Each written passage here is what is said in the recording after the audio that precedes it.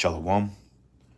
First thing foremost, I'd like to give all praises and glory and honor that's due to Yahweh, Bahashim, Yahweh Shai, Bahashim Rakakwadash. I want to give double honors to the apostles and elders of Great Millstone that rule well. Blessings and salutations be to the hopeful elect, new in his gospel brothers, lifting up the standard of Yahweh, Bahashim, Yahweh Shai, wherever it may be. This is just a quick lesson through the Spirit. Just kind of meditating on some things. It's been a lot going on in Israel as far as different doctrinal preferences among other groups, and us having to defend the gospel from heresy and heretics and men that seem to be coming up some other way. Oftentimes, we back in the day, we used to go back and forth with men and battle for fucking weeks, on hours, on days about doctrine and things like that. It was a video that was put out on Deacon Destruction Mode, which is this guy, what's this guy named Haka from the Sakari camp.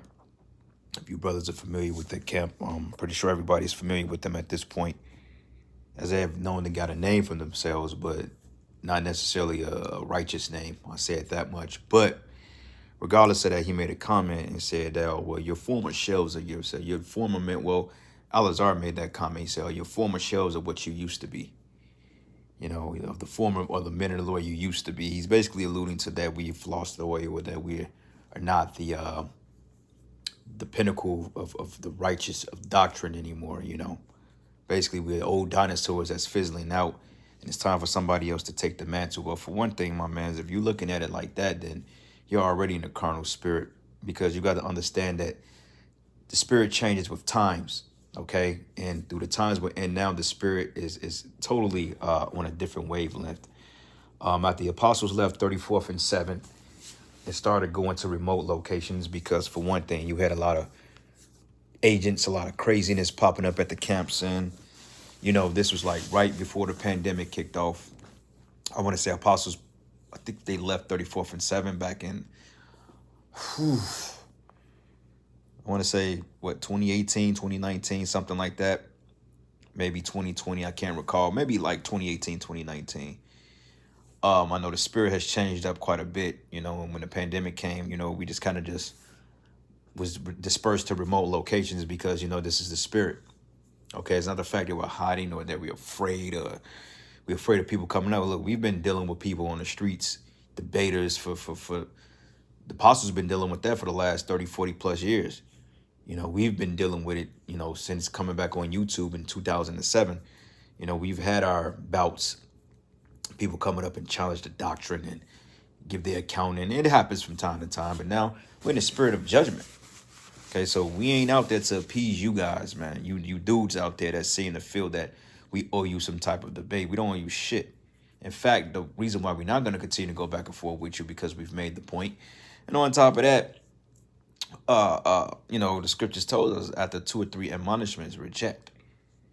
Okay, and that's exactly what we're going to do. We're going to start rejecting you dudes, man, because it's no point in going back and forth over something we didn't broke down 1,000 times.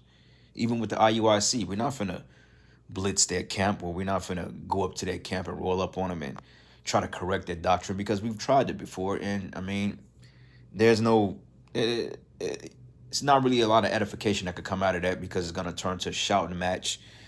Okay, no points are going to get across. Pride is going to come from within it. And then, last but not least, nobody's going to walk away from that being edified, or, coming to some realization that maybe these men have the truth. So you got to pick and choose your battles, man. Okay, but it seems like men is trying to draw us out into this debate type factor, because it sells. Debate sells. Let's just put it that way. It's like 2 heavyweight, boxing contenders of the world. You put 2 heavyweights, the 2 of the best, then, those are going to do good numbers, man. Prime example, Errol Spence and Terrence Crawford, that did roughly 650,000 pay-per-view buys, which is, fairly not a lot compared to most superstar bouts. But nonetheless, that particular battle is sold. So, when these guys are coming up in that debating spirit, this is what they're trying to do, man. They want to promote their brand. Because at the end of the day, it's not about reaching the elect. It's not about saving souls. It's not about sincerely edifying the body, but trying to make somebody look inadequate or inferior to the other side due to somebody's deceptive and manipulative tactics, man. Okay, like one thing about debate takes a skill for real if you're in that field. Now, you have particular debate, form of debates, you got back and forth, you got different types of debates, like when somebody come up with their doctrine and you're combating the doctrine, then, I mean, that's a debate, but it's not structured. It's just off the spirit, which is more of a discourse. But, when you have a structured debate, you got 3 minutes to make a point, that minute to make a point. Those men are trained in that art, okay, in order to look for certain points and flaws and attack them.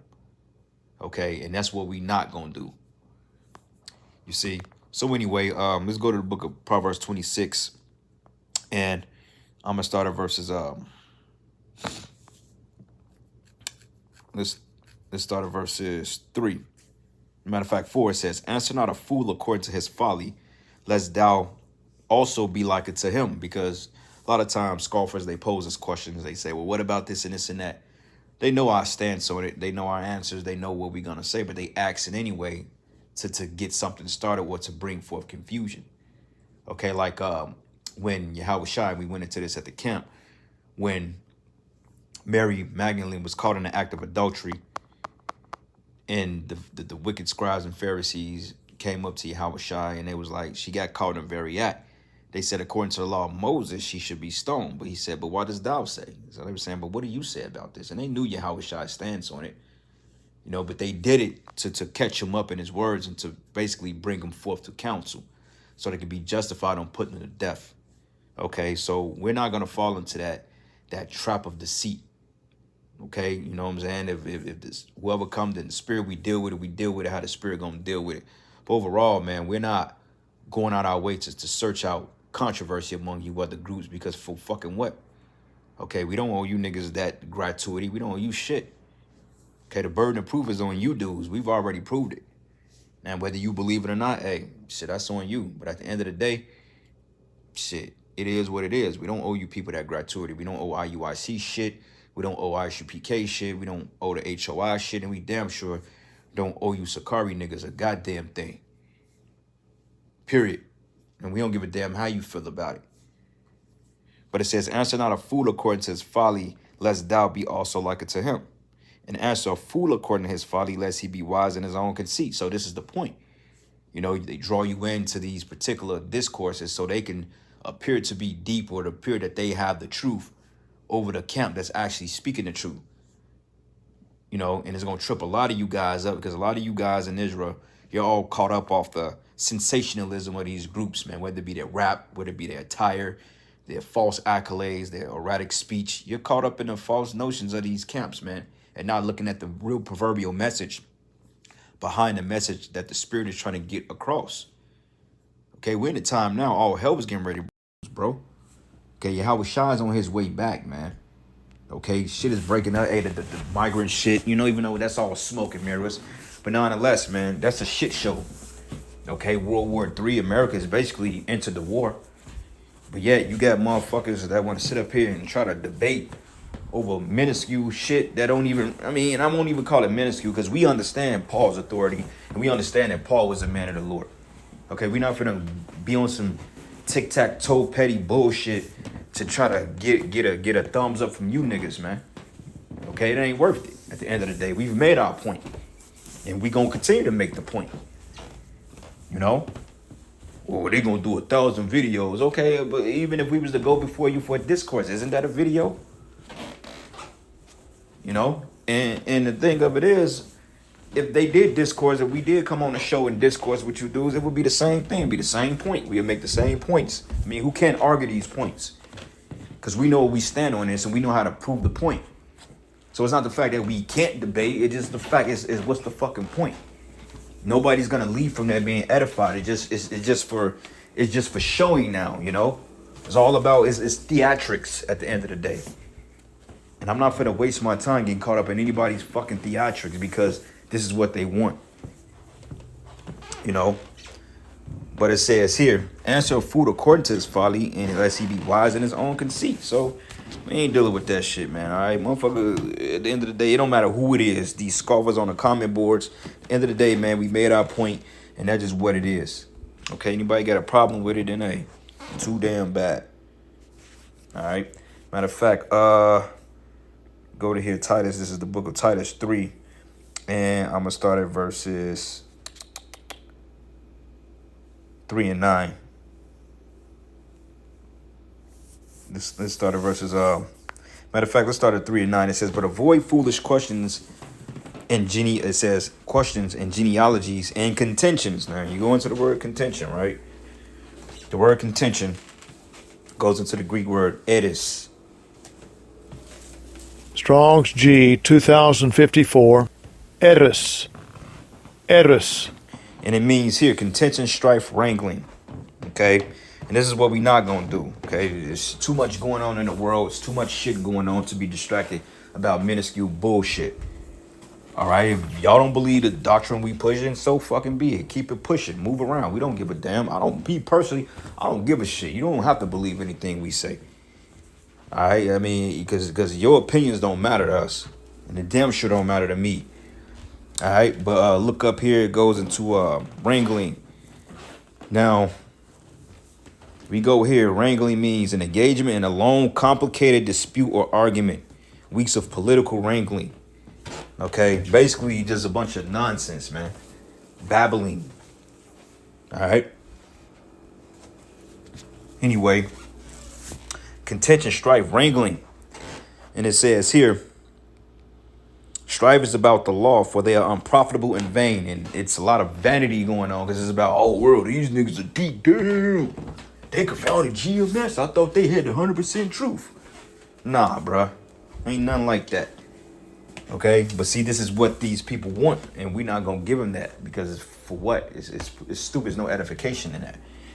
But it says here, a man that is a heretic, and after the first and second admonishment, reject his ass, man, knowing that he is such subverted and sinning, being condemned them himself. So a lot of these guys, man, they're just trying to clear their conscience, man. A lot of these guys are hurt. They're upset. Their ego is hurt. And they want to get some get back, but hey, the Lord gonna get your ass back, because at the end of the day, this is not of you to be playing with the words of the Heavenly Father. Okay, but it says, but avoid foolish questions and genealogies and contentions, striving about the law, because you had motherfuckers, man, back in the day, they tried to do that with Paul. They'd make tit for tat. Well, I thought the law say this, but you saying this. Well, what about eating this? But I thought the law said that you couldn't eat there, or you could, just a bunch of madness, man, for nothing. You know what I'm saying? Trying to get you caught up in points that don't even matter. Hey, the scribes and Pharisees did it to Yahushua about healing on the Sabbath, or about what particular tribe you come from and the importance of the priesthood, and it's just like, okay, at the end of the day, what's the point? Are you trying to make a point, or are you just trying to make somebody look inferior? But it says, a man that is a heretic and after the first and second admonishment reject. So look up the word heretic, right? And it goes into fitted or able to take or choose a thing, schismatic, fictitious. Okay, fictitious means false. Schismatic, like when you got schisms in a body, meaning you have divisions, man. Okay, a fall of a false doctrine. Heretic. Okay, so technically, hey, we've already admonished the doctrine, and technically we ain't got to keep going back and forth with it. You know what I'm saying? Because anything else is just like, all right, it's done out of pride. But it says a man that is a heretic after the first and second admonishment reject. So after you reject, after you sometimes 3 times, and after he didn't get it, then the hell with this guy, man. The hell with him. It says knowing that he that is such is subverted and sinned, being condemned of himself. So, hey man, sometimes you just gotta let these guys have it, But nonetheless, the Spirit of the Lord has had the Spirit on us to continue to push this word and to stay diligent in it, and that's really what matters, man. All right, and not getting sidetracked about all this folly out here, because hey, it's a lot of shit going on out here, and Jake is playing games. Okay, here the Yahweh Shemel Shah is getting ready to bring the end to this man's kingdom, and quick. But yet, we seem to be crying over spilled milk, man.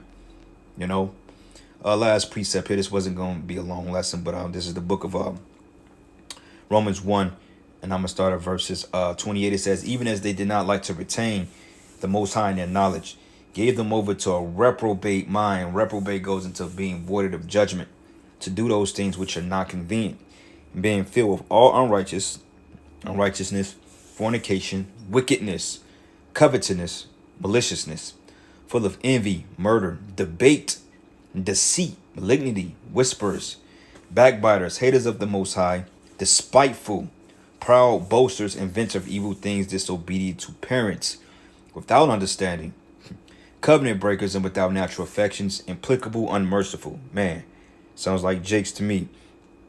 Who knowing the judgment of Yahweh, because they claim they know the laws, statutes, commandments, and the prophecies, it says that which they commit such things are worthy of death. Not only do the same, but have pleasure in them that do them. Okay, so when you look up this word debate, because everything is a fucking debate with Jake, man. What about this? Going back here, contention, strife, wranglings. Okay, going back into what we just read.